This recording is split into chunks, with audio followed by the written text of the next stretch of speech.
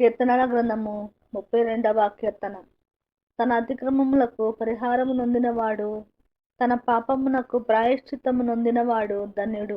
యెహోవా చేత నిర్దోషి అని ఎంచబడినవాడు, ఆత్మల కపటము లేనివాడు ధన్యుడు.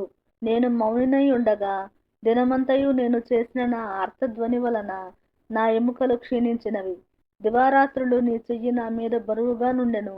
నా సారము వేసవి కాలమున ఎండినట్టాయెను. నా దోషమును కప్పుకొనక నీ ఎదుట నా పాపము ఒప్పుకొంటిని. యెహోవా సన్నిధిని నా అతిక్రమములు ఒప్పుకొందుననుకొంటిని. నీవు నా పాపదోషమును పరిహరించి ఉన్నావు.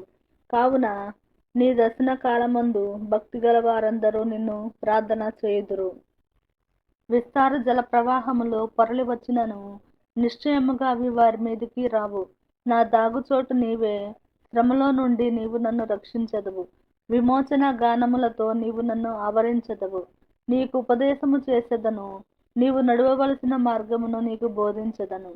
నీ మీద దృష్టి ఉంచి నీకు ఆలోచన చెప్పెదను.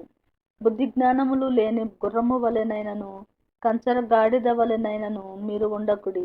అవి నీ దగ్గరకు తేబడినట్లు వాటి నోరు వారుతోనూ కళ్ళెముతోనూ బిగింపవలెను.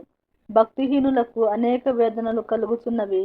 యెహోవా యందు నమ్మిక యుంచు వానిని కృప ఆవరించుచున్నది. నీతిమంతులారా, యెహోవాను బట్టి సంతోషించుడి, ఉల్లసించుడి.